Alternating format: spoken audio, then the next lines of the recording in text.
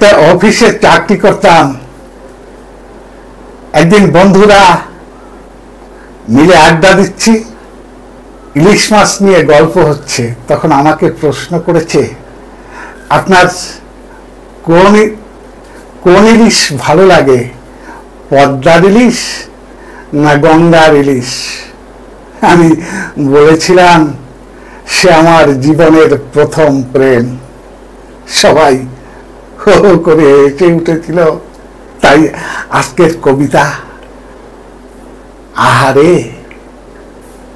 কবিতাটি লিখেছেন কবি প্রদীপ দাস। কতদিনের পরে এলি, একটু তোরা বস, কি চেহারা হয়েছে তোদের, সবই কপাল দোষ। আগে তবু কোলাঘাটে আসতিস মাসির বাড়ি, এখন তো আর আসিসই না।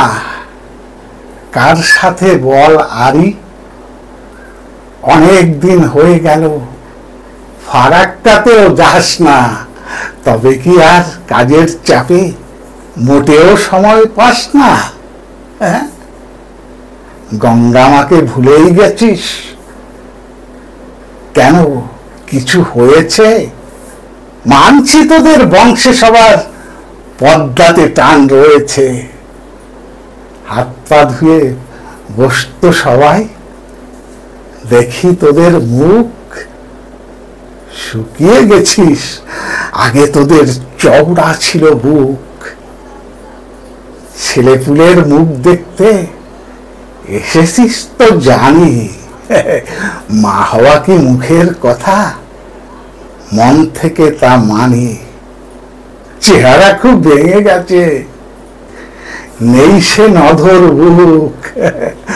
মুখ থেকে তো কষ্ট তোদের, মনেও নেই সুখ। গায়ের রঙও নেই কো তেমন, চোখের কোণে কালি। মুখ শুকিয়ে তুবড়ে গেছে, কি ছিল কি হলি? হ্যাঁ, আগে তবু মাঝে মাঝে আসতো তোদের খোকা, তোরা কেউই আসিস না আর, হয়ে গেছি খুব একা।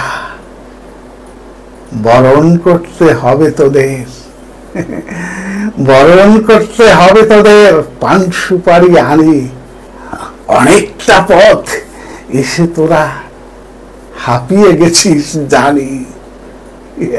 হ্যাঁ।